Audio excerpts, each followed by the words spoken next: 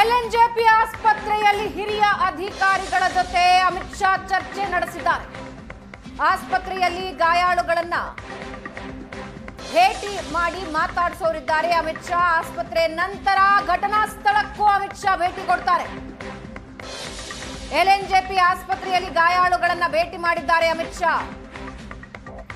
ಆಸ್ಪತ್ರೆ ನಂತರ ಸ್ಫೋಟ ನಡೆದ ಸ್ಥಳಕ್ಕೆ ಅಮಿತ್ ಶಾ ಭೇಟಿ ಕೊಡ್ತಾರೆ.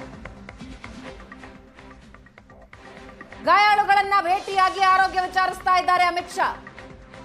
ಎಲ್ಎನ್ಜೆಪಿ ಆಸ್ಪತ್ರೆಯಲ್ಲಿ 30 ಜನರಿಗೆ ಚಿಕಿತ್ಸೆ ಕೊಡ್ತಾ ಇದ್ದಾರೆ. ಅದರಲ್ಲಿ ಹಲವರ ಸ್ಥಿತಿ ಚಿಂತಾಜನಕವಾಗಿದೆ.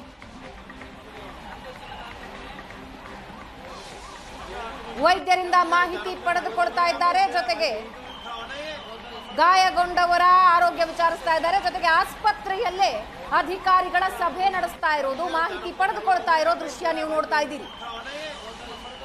ಮೊದಲಿಗೆ ಆಸ್ಪತ್ರೆಯಲ್ಲಿ ಒಂದು ಮೀಟಿಂಗ್ ನಡೆಸಿದ್ದಾರೆ. ಅದಾದ ಮೇಲೆ ಗಾಯಾಳುಗಳ ಆರೋಗ್ಯ ವಿಚಾರಿಸಿದ್ದಾರೆ.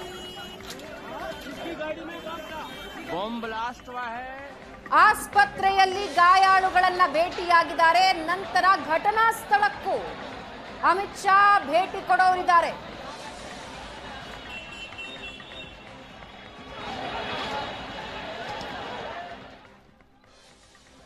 ಈ ಬಗ್ಗೆ ಇನ್ನಷ್ಟು ಡೀಟೇಲ್ಸ್ ಹಂಚಿಕೊಳ್ತಾರೆ ನಮ್ಮ ಪ್ರತಿನಿಧಿ ದೆಹಲಿಯಿಂದ ಮಂಜು ಸಂಪರ್ಕದಲ್ಲಿದ್ದಾರೆ. ಮಂಜು, ಸ್ಫೋಟಗೊಂಡು 13 ಜನ ಬಲಿಯಾಗಿದ್ದಾರೆ, 30ಕ್ಕೂ ಹೆಚ್ಚು ಜನ ಗಾಯಗೊಂಡಿದ್ದಾರೆ. ಸದ್ಯಕ್ಕೆ ಪೊಲೀಸ್ ಮೂಲಗಳಿಂದ ಏನೆಲ್ಲ ಮಾಹಿತಿ ಸಿಗ್ತಾ ಇದೆ?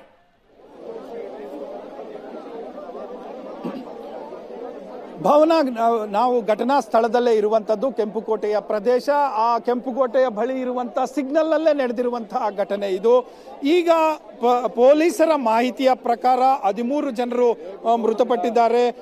ಅದಕ್ಕೂ ಸುಮಾರು 20ಕ್ಕೂ ಹೆಚ್ಚು ಜನ ಗಾಯಗೊಂಡಿದ್ದಾರೆ. ಈಗಷ್ಟೇ ಹಿರಿಯ ಪೊಲೀಸ್ ಅಧಿಕಾರಿಗಳು ಸ್ಥಳಕ್ಕೆ ಬರ್ತಾ ಇರುವಂತದ್ದು, ತಪಾಸಣೆಗೆ ಬರ್ತಾ ಇರುವಂತದ್ದನ್ನ ನಾವು ನೋಡಬಹುದು. ನಮ್ಮ ವಿಜುವಲ್ಸ್ ಅಲ್ಲೂ ಕೂಡ ತೋರಿಸ್ತಾರೆ ಯಾವ ರೀತಿ ಅಲ್ಲಿನ ವಾಹನಗಳ ಒಂದು ಏನು ಇದು ಮುರಿದು ಬಿದ್ದಿದೆ ಅದನ್ನು ತೋರಿಸುವಂತದ್ದು ಕೂಡ ಒಂದು ಇಲ್ಲಿ ಕಾಣಿಸ್ತಾ ಇರುವಂತದ್ದು. ಅದೇ ರೀತಿ ಪ್ರತಿ ಅಧಿಕಾರಿಗಳು ಈಗಷ್ಟೇ NSGಯ ಮತ್ತೊಂದು ತಂಡ ಸ್ಥಳಕ್ಕೆ ಬಂದಿರುವಂತದ್ದು. ಇಲ್ಲೂ ಕೂಡ ಮಾಹಿತಿಯನ್ನ ಸಂಗ್ರಹ ಮಾಡ್ತಾ ಇರುವಂತದ್ದು. ಹಾಗಾಗಿ ಒಂದೊಂದು ರೀತಿಯ ಮಾಹಿತಿಗಳು ಲಭ್ಯ ಆಗ್ತಾ ಇದ್ದಾವೆ. ಅದು ಕೂಡ ಸಿಗ್ನಲ್ ನಲ್ಲೇ ಆಗಿರುವ ಕಾರಣಕ್ಕೆ ಒಂದಷ್ಟು ಮಾಹಿತಿಗಳು ಇನ್ನಷ್ಟು ಜಾಸ್ತಿ ಸಿಗ್ತವೆ ಅನ್ನುವಂಥದ್ದು. ಯಾಕಂದ್ರೆ ಇಡೀ ಪ್ರದೇಶ ಬಹಳ ಅತಿ ಸೂಕ್ಷ್ಮವಾದಂತ ಪ್ರದೇಶ, ಮತ್ತೆ CCTVಯ ಕಣ್ಗಾವಲಿನಲ್ಲಿ ಇರುವಂತಹ ಪ್ರದೇಶ. ಹಾಗಾಗಿ ಸಾಕಷ್ಟು ಮಾಹಿತಿ ಸಿಗುತ್ತೆ ಅನ್ನುವಂಥದ್ದು. ಈಗಷ್ಟೇ ನಾವು ಹಿರಿಯ ಅಧಿಕಾರಿಗಳು ಬರ್ತಾ ಇರುವಂತದ್ದು ಕೂಡ ನಾವು ನೋಡ್ತಾ ಇದ್ದೇವೆ. ಅಂದ್ರೆ ಇಲ್ಲಿಗೆ ಬಂದು ಏನು ಎತ್ತ ಯಾವ ರೀತಿ ಆಂಗಲ್ ಅಲ್ಲಿ ತನಿಖೆ ನಡಿಬೇಕು ಅನ್ನುವಂಥದ್ದು ಎಲ್ಲವೂ ಕೂಡ ಗೊತ್ತಾಗ್ತಾ ಇರುವ ಆಯಾಮಗಳನ್ನ ಹುಡುಕ್ತಾ ಇರುವಂತದ್ದು. ಒಂದೊಂದು ಕಡೆ ಅಂದ್ರೆ ಈ ಸ್ಫೋಟದ ತೀವ್ರತೆ ಹೇಗಿತ್ತು ಅನ್ನುವಂಥದ್ದನ್ನ ನಾವು ನೋಡಿದಂತ ಸಂದರ್ಭದಲ್ಲಿ ಪ್ರತ್ಯಕ್ಷದರ್ಶಿ ಧರ್ಮೇಂದ್ರ ನಮ್ಮ ಏಷ್ಯಾನೆಟ್ ಸುವರ್ಣ ನ್ಯೂಸ್ ಜೊತೆ ಮಾತನಾಡ್ತಾ ಒಂದಷ್ಟು ಹೇಳಿದ್ರು. ಘಟನೆ ಅಂದ್ರೆ ಯಾವ ರೀತಿ ಸ್ಫೋಟಗೊಂಡು ಅಂತ ಅಂದ್ರೆ ಆ ಸ್ಫೋಟದ ಸದ್ದಿಗೆ ನಮ್ಮ ಕಿವಿಗಳು ಒಡೆದೋಗೋದು ಒಂದು ಕಡೆ ಆದ್ರೆ, ಆ ವಾಹನದಲ್ಲಿದ್ದಂತಹ ಕಾರಿನಲ್ಲಿ ಇದ್ದಂತಹವರ ದೇಹಗಳು ಎಲ್ಲವೂ ಕೂಡ ಛಿದ್ರ ಆಗಿದ್ದು. ಅಂದ್ರೆ ಅವರವರ ಭಾಗಗಳನ್ನೇ ನಮಗೆ ಗುರ್ತಿಡಿಯಕ್ಕಾಗ್ಲಿಲ್ಲ. ಯಾಕಂದ್ರೆ ಅದರಲ್ಲಿ ಯಾರಾದ್ರೂ ಮಹಿಳೆಯರಿದ್ರ, ಗಂಡಸರಿದ್ರ ಅನ್ನುವಂತ ಪ್ರಶ್ನೆ ಅಥವಾ ಮಕ್ಕಳಿದ್ರ ಅನ್ನುವಂತ ಪ್ರಶ್ನೆ ಕೇಳಿದಂತ ಸಂದರ್ಭದಲ್ಲಿ ಯಾವುದೂ ಕೂಡ ನಮಗೆ ಗೊತ್ತಾಗ್ತಾ ಇಲ್ಲ. ಆ ಮಟ್ಟಕ್ಕೆ ದೇಹ ಛಿದ್ರ ಆಗಿತ್ತು ಅನ್ನುವಂಥದ್ದು ನಾವು ವಿಜುವಲ್ಸ್ ಅಲ್ಲಿ ಕೂಡ ನಾವು ನೋಡ್ತಾ ಇದ್ವಿ. ಸಾಕಷ್ಟು ಪಾರ್ಟುಗಳು ಅಂದ್ರೆ ದೇಹ ಛಿದ್ರ ಆಗಿರುವಂತ ಮಾಂಸ ಖಂಡಗಳು ಕೂಡ ಇಡೀ ರಸ್ತೆಯಲ್ಲಿ ಬಿದ್ದಿದ್ದನ್ನು ನಾವು ನೋಡ್ತಾ ಇದ್ವಿ. ಅಂತಹ ಸ್ಥಿತಿ ಇರುವಂತಹದ್ದು. ಸೊ ಈ ಹಿನ್ನೆಲೆಯಲ್ಲಿ ನೋಡಿದಾಗ ಸ್ಫೋಟದ ತೀವ್ರತೆಯನ್ನು ನೋಡಿದಾಗ ಸಾವಿನ ಸಂಖ್ಯೆ 13, ಅದಕ್ಕೂ ಜೊತೆಗೆ ಇನ್ನಷ್ಟು ಜನ ಇಂಜುರಿ ಆಗಿದ್ದಾರೆ. ಸುಮಾರು 20 ಜನ ಏನು ಇಂಜುರಿ ಆಗಿ ಟ್ರೀಟ್ಮೆಂಟ್ ಪಡಿತಾ ಇದ್ದಾರೆ. ಈಗಷ್ಟೇ ಸ್ಥಳಕ್ಕೆ ಕೇಂದ್ರ ಗೃಹ ಸಚಿವರಾದಂತ ಅಮಿತ್ ಶಾ ಅವರು ಕೂಡ ಭೇಟಿ ಕೊಟ್ಟಿದ್ದಾರೆ. ಆರೋಗ್ಯ ಅಂದ್ರೆ ಗಾಯಾಳುಗಳ ಯೋಗಕ್ಷೇಮವನ್ನ ವಿಚಾರಿಸ್ತಾ ಇದ್ದಾರೆ. ಅದರಲ್ಲಿ ಸಾಕಷ್ಟು ಜನ ಕ್ರಿಟಿಕಲ್ ಇದ್ದಾರೆ ಅನ್ನುವಂತ ಮಾಹಿತಿಯು ಕೂಡ ಲಭ್ಯ ಆಗ್ತಾ ಇದೆ. ಹಾಗಾಗಿ ಘಟನೆಗೆ ತನಿಖೆಯ ಆಯಾಮಗಳು ಒಂದು ಕ್ಷಣಕ್ಕೂ ಕೂಡ ಬದಲಾಗ್ತಾ ಇದ್ದಾವೆ. ಹರಿಯಾಣದಲ್ಲಿ 2900 kg ಅಷ್ಟು ಸ್ಫೋಟಕನ ವಶಪಡಿಸಿಕೊಳ್ತಾರೆ. ಸಂಜೆ ಹೊತ್ತಿಗೆ ರಾಷ್ಟ್ರ ರಾಜಧಾನಿಯಲ್ಲಿ ಇಷ್ಟು ದೊಡ್ಡ ಮಟ್ಟದ ಸ್ಫೋಟ ಆಗತ್ತೆ. ಸೊ ಪ್ಲಾನ್ ತುಂಬಾ ದೊಡ್ಡದಿತ್ತು ಅನ್ನೋದಂತೂ ಸ್ಪಷ್ಟ ಆಗ್ತಾ ಇದೆ. ಈ ಹಿನ್ನೆಲೆಯಲ್ಲಿ ಏನ್ ಇನ್ಫಾರ್ಮೇಶನ್ ಸಿಗ್ತಾ ಇದೆ, ಯಾರಿದರ ಹಿನ್ನೆಲೆಯಲ್ಲಿದ್ದಾರೆ, ಯಾರ್ಯಾರು ಏನ್ ಕೆಲಸ ಮಾಡಿದ್ದಾರೆ, ಇದಿಷ್ಟೇನಾ ಅಥವಾ ಇನ್ನೂ ಏನಾದ್ರೂ ಪ್ಲಾನಿಂಗ್ ಗಳಿದ್ವಾ, ಈ ಮಟ್ಟದಲ್ಲಿ ಯಾವ ರೀತಿ ತನಿಖೆ ಆಗ್ತಾ ಇದೆ? ಭಾವನಾ, ಇದೇ ಪ್ರಶ್ನೆಯನ್ನ ನಾವು ದೆಹಲಿಯ ಪೊಲೀಸ್ ಆಯುಕ್ತರ ಮುಂದೆ ಇಟ್ಟಂತ ಸಂದರ್ಭದಲ್ಲಿ ಈ ಆಂಗಲ್ ಅಲ್ಲೂ ಕೂಡ ತನಿಖೆ ನಡೀತಾ ಇದೆ ಅನ್ನುವಂಥದ್ದು. ಅಂದ್ರೆ ಎಲ್ಲಾ ದೃಷ್ಟಿಕೋನಗಳಲ್ಲೂ ನಾವು ತನಿಖೆ ಮಾಡ್ತಾ ಇದ್ದೇವೆ, ಆದ್ರೆ ಯಾವುದೂ ಕೂಡ ತಕ್ಷಣಕ್ಕೆ ನಾವು ಹೇಳುವಂತ ಸ್ಥಿತಿಯಲ್ಲಿಲ್ಲ.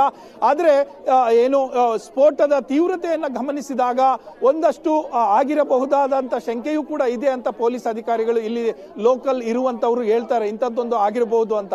ಅದಕ್ಕೆ ಇದು ಕಾಕತಾಳೀಯ ಎಂಬಂತೆ ನಾವು ಹರಿಯಾಣದಲ್ಲಿ 3 ಜನ ವೈದ್ಯರು ಅರೆಸ್ಟ್ ಆಗ್ತಾರೆ. ಜಮ್ಮು ಕಾಶ್ಮೀರ ಪೊಲೀಸರ ಕಾರ್ಯಾಚರಣೆ ಮತ್ತೆ ಉತ್ತರ ಪ್ರದೇಶ ಹರಿಯಾಣ ಸೇರಿದಂತೆ 2900 kg ಅಷ್ಟು RDX ಸಿಗುತ್ತೆ. ಸೊ ಇವೆಲ್ಲವೂ ಕೂಡ ಒಂದೇ ದಿನ ಆಗಿರುವಂತ ಕಾರಣಕ್ಕೋಸ್ಕರ ಬೇರೆ ಬೇರೆ ರೀತಿಯಲ್ಲಿ ತಳಕು ಹಾಕಿಕೊಳ್ತಾ ಇರುವಂತದ್ದನ್ನು ಕೂಡ ನಾವು ನೋಡಬಹುದು. ಅದರ ಜೊತೆಗೆ ಮೂವಿಂಗ್ ಅಲ್ಲಿ ಆಗಿದೆ. ಹಾಗಾಗಿ ಇದೇನಾದ್ರೂ ಆತ್ಮಹತ್ಯಾ ದಳನ ಅನ್ನುವಂತ ಪ್ರಶ್ನೆ ಕೂಡ ಕಾಡಬಹುದು. ಯಾಕಂದ್ರೆ ಇಲ್ಲೇ ಆಗಿದೆ ಅಂದ್ರೆ ಆ ಸ್ಫೋಟಕ್ಕೆ CNG ವೆಹಿಕಲ್ ಅಂತ ಹೇಳ್ತಾ ಇದ್ರು. ಪ್ರತ್ಯಕ್ಷದರ್ಶಿ ಒಂದು ಮಾಹಿತಿಯನ್ನು ಕೊಟ್ಟರು ನಮ್ಗೆ ಏಷ್ಯಾನೆಟ್ ಸುವರ್ಣ ನ್ಯೂಸ್ ಜೊತೆ ಮಾತನಾಡ್ತಾ.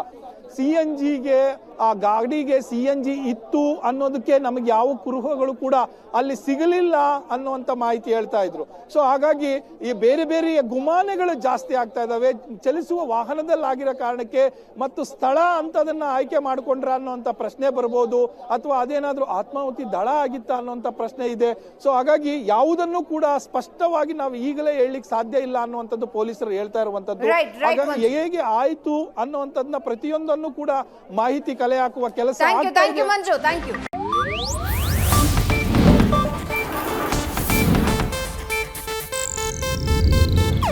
ಇದು ಏಷ್ಯಾನೆಟ್ ನ್ಯೂಸ್ ನೆಟ್ವರ್ಕ್ ಪ್ರಸ್ತುತಿ.